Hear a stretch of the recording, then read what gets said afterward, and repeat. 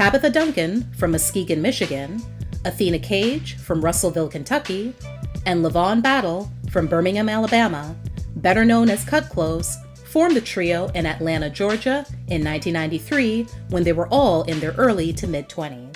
The man who would help them rise all the way to the top of the charts, R&B singer Keith Sweat. After several months of gelling together, they approached Keith, who they already knew since he was working with the same production company they were working with. At this point, they considered themselves an urban contemporary gospel group and performed under the name Nubian 3. However, under his guidance, they would quickly transform into sexy R&B divas. After signing a 7-album deal with Keith's label Kia Records under Elektra Records, and before striking out on their own, the world would first get to know them as the featured artist on the Keith Sweat track Get Up On It, released in 1994.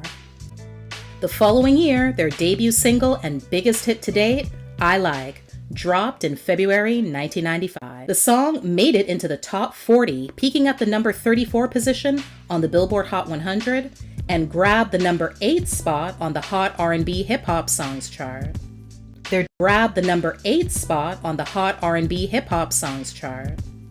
debut album, titled Surrender, would be released the following month.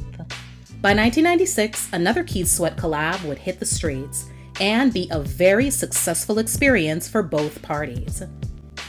Twisted, featuring Kut Klose, was released in June and shot all the way to number 2 on the Hot 100, and remained steady at number 1 on the R&B hip-hop chart for 3 consecutive weeks. Things got so out of control at one point that the powers that be actually tried to replace Tabitha and Levon with 2 new members.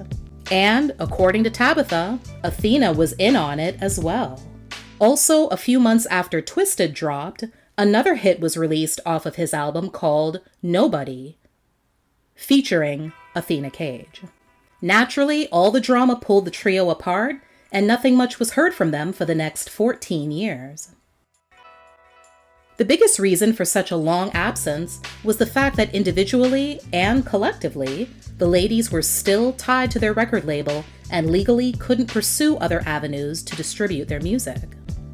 They had to get regular jobs and resume regular lives. They also had to deal with the mental and emotional struggles of how they were treated by the people they trusted with their careers. Tabitha revealed in an interview with Halftime Chat that the group had a recording and publishing contract in one, and their advance, a lump sum of money given to an artist at the start of a project that they are able to spend freely, was only $1. So, without an advance, and the record company taking up to half of their earnings, they were essentially working for free.